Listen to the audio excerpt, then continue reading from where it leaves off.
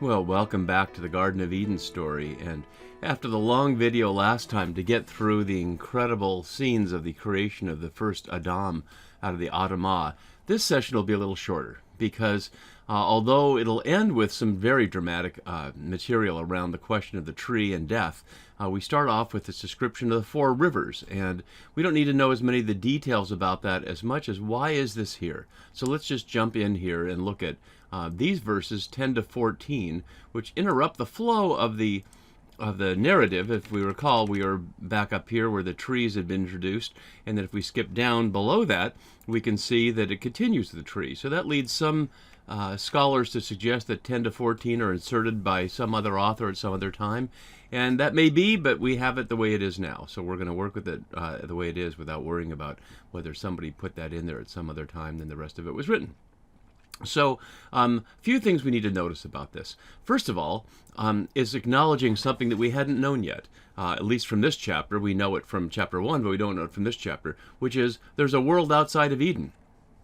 One might imagine that here's this beginning, and here's this garden, and here's this first creature, etc. And yet we're told, as you can see here, the first river, Pishon, flows around the whole land of Havilah, and then the second river, Gihon, flows around the whole land of Cush. And of course the audience knows about the Tigris and Euphrates, and maybe you do too, which plainly exist outside of Eden. So what's going on here? And as almost always, the issue can be clarified by considering the Babylonian cultural context. Because plainly, the Tigris and Euphrates define the Fertile Crescent. And we can see on the map here, so here's the Tigris and the Euphrates, and what's called the Fertile Crescent is this space in between. Hence, Mesopotamia, Greek for between these two rivers. And of course, here's Babylon. So in the Enuma Elish, all of this is created by the gods, and Babylon is the center. But when we contrast that here with what we see in Genesis, we see something else. Eden seems to be the center, and these things are somewhere outside. The river flows out of Eden to water the garden, but then it continues and branches out and goes out across much of the earth. So it's giving us a whole different perspective on creation and the role of the Tigris and Euphrates as simply being things that flow out of this place where, in a moment, the Adam is going to be put. A couple of details are worth noting, though. It's the first time we're hearing about a river, in contrast with the stream in verse 6, and rivers will be very important. Of course, later on, the Nile will be key in the Joseph story, and it'll be mentioned elsewhere. The verb for flowing here as a participle is highlighting a process that will be true both about rivers and about people, as we'll see later in the Table of Nations. And that's connected to another verb here, parad here, for dividing or spreading. So if we look at the Table of Nations in chapter 10, we see from there the coastland people spread. And that's repeated again later in the Table of Nations. So in other words, people are like water, and we saw that last time at the garden, and with the name Eden of flowing water matches Sarah later in chapter 18 with the water flowing out of her body to create human fertility. Similarly here, as the water from Eden will flow out across much of the earth, so later the peoples will flow out from these first people to spread farther. It's highlighting a perspective that is very different than Enuma Elish, whereas there's not going to be a center of human civilization as such, or even human habitation. It's going to spread out all over just as the water spreads all over. And that's consistent with the first story in chapter 1 about be fruitful and multiply and filling the earth, not filling just Israel or Canaan or some finite area where the people actually lived, but humanity to fill the whole planet, just as water and animals and plants fill the whole planet. So a very different perspective on that than Enuma Elish. We don't worry about the names, except to note that scholars don't know anything about a river called Pishon. The area called Havilah is mentioned elsewhere. We could see, for example, in the Table of Nations, we're told here, the descendants of Cush include somebody named Havilah, and often places are named for people, as, for example, Jacob will become Israel, and the place becomes Israel, and his son Judah becomes the name of the place where Jerusalem will be headquartered, where Jerusalem's located, the headquarters, capital city of Judah. So, although Pishon isn't known. Havilah is mentioned in the text, but what it is as an actual place is not known. Maybe the audience knew of such a place, but we don't.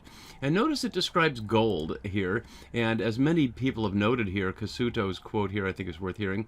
In contrast to ancient Near East stories of gold and gems growing on trees, Genesis treats gold and gems as ordinary, valuable natural substances by the ground. That's not an exact quote, but the quote is here. They take on the character of tokens and memorials of the Garden of Eden. So gold is not stated here as a medium of exchange, but the audience would certainly know that it's not just a pretty shiny metal, but it was something that's going to be used as money. Although, curiously, later in Genesis, the metal that's described as the word for money is silver in the Joseph story, not gold. These two stones, we don't know what they are. They're words from the Hebrew that are not clear. And Gihon is the river understood to be the river in Jerusalem, where the fountains come out and where the pools of, like the pool of Siloam, is a function of the river of Gihon. But it says that it flows around the land of Cush. So when we look at the map, Cush is generally understood as like Ethiopia, presented here. So if a river is flowing, if we assume Eden is somewhere here where it could flow out, if we want to put it in a place, how could it flow down to here?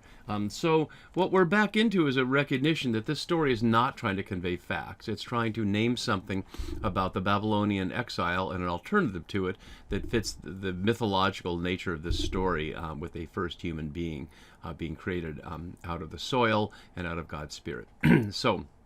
And then it ends with the Euphrates, which of course is the river that Babylon is on and colonized into irrigation with slavery. So then we get to these verses, which are the key we want to look at today. So the Lord God took the man and put, it should be it here, in the Garden of Eden to till it and keep it. And we might wonder, since the human was made in verse 7, where has it been in the meantime? Or has any time passed? Let's scroll back up here and see if we can look at that at the same time. We saw here that the Adam became a nephesh, Hava, a living being, an Eve being. And then God planted the garden, and then the trees are planted. And so we don't see that time is actually flowing here. This can be understood as one thing, that the Lord God made the human, planted the garden, and just held the human there until it had to put it down somewhere. And again, if you try to get too factual about this, we'll get nonsense. But it simply describes that Yahweh is doing this directly. And this is a function of a Yahwist perspective. We'll see that the Yahweh God is much more literally hands-on in the description, not literally that God has hands, but in the description, molding and moving and doing things with hands and arm and such in a way that the priestly perspective in chapter 1, where God simply speaks and has no human body parts, at least even metaphorically, is contrasted. So here, took and put. Took, as we'll see way later, not in this story, but in the story in Samuel, is a verb for what kings do, and it's one of the hints here that God is doing what humans have arrogated to themselves to do, to take people and move them around for their own purposes. In 1 Samuel 8, it's to take people and make them slaves and to work for the king. Slaves are soldiers, and here it's the opposite: not to work for the king, but to work for the earth. To serve and to keep it. And worth noting that these two verbs here, to till and to keep, or avad, to serve and to keep, are used often for serving God and keeping Torah. And here it's established in the beginning for caring for the earth. So even though the audience might have understood an ethical relationship with God that was about keeping commandments that are in words, here it's about keeping the earth itself.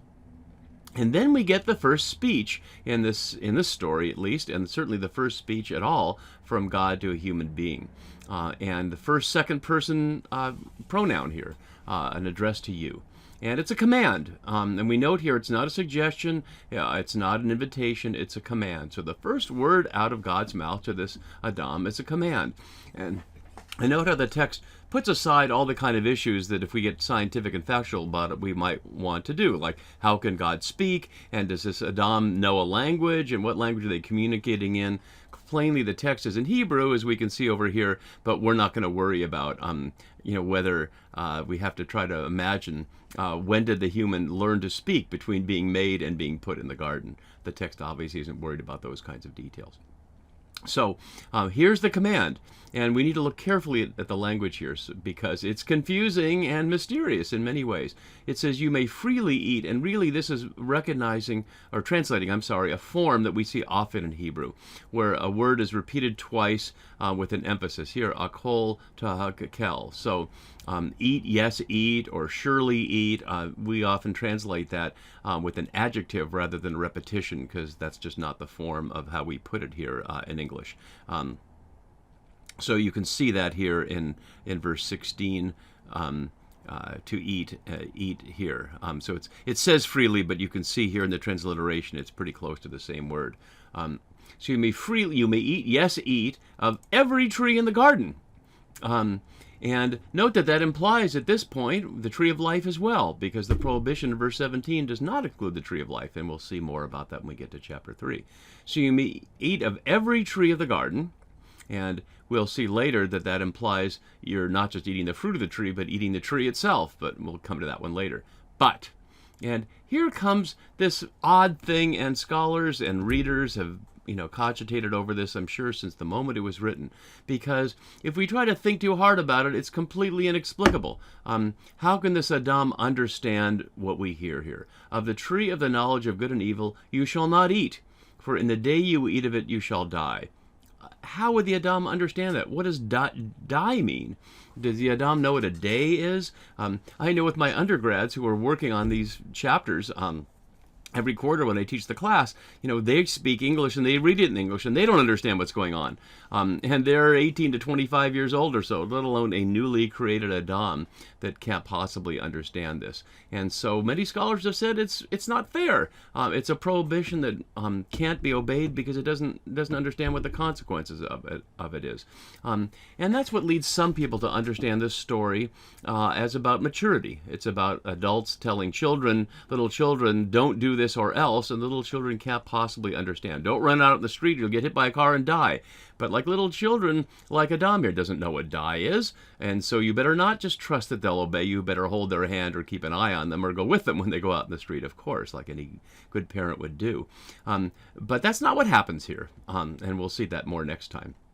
So let's look closely at a couple of things in here that help us understand it. Knowledge of good and evil. As I already mentioned before, we hear that in 1 Kings 3:9 is what Solomon asked for. The first time is here in the inside the parable of the wise woman of Tekoa, which in our Samuel series we'll be looking at more closely. Let's look at it for a second here, because here's this woman who's been hired by Joab to convince David to relent on keeping his disgruntled son Absalom at a distance for fear that Absalom will lead to create a rebellion, which happens in the very next chapter. But we see here is that the woman says to Joab here, the word of my lord the king will set me at rest, for my lord the king is like the angel of God, discerning good and evil. So twice in the Samuel and King story, we hear that knowledge of good and evil is the knowledge of a king, and here we're presented as it's what God has, and it positions there in the conversation between Genesis and Kings with the idea that monarchy, like what happens in this story, is an attempt to transcend the limits of human power and become like God, having dominion of an individual over other humans rather than simply over the creatures of the earth. But we'll see that way later. So knowledge of good and evil, as I mentioned earlier, likely merismus, a combination of all knowledge. But again, what can the Adam know about that? And then we're told, on the day you eat of it, you will surely die. Die, yes, die, as we hear there. And yet, we know as readers it's not going to happen. So already the narration is throwing off not only expectations if you've read this as a child or as a Christian and you think about original sin and all those kinds of things, but even a naive reader who's simply trying to understand what's going on is left wondering, what about the character of this God who puts this rule without any explanation on someone who can't possibly understand what the rule even means, let alone what the consequences would be of violating it. It raises some real questions about this human-God-earth relationship and whether humans really have a chance to behave well under the circumstances that God has put us in. And we'll see that not only is good and evil introduced here in death, but in the very next verse, a not good, as we see here in verse 18, which will lead us into our next session. Because in contrast with chapter 1, where everything was good and humans on the 6th day were made very good, suddenly Yahweh God says, it's not complete. I've got more work to do. And we'll get to that next time.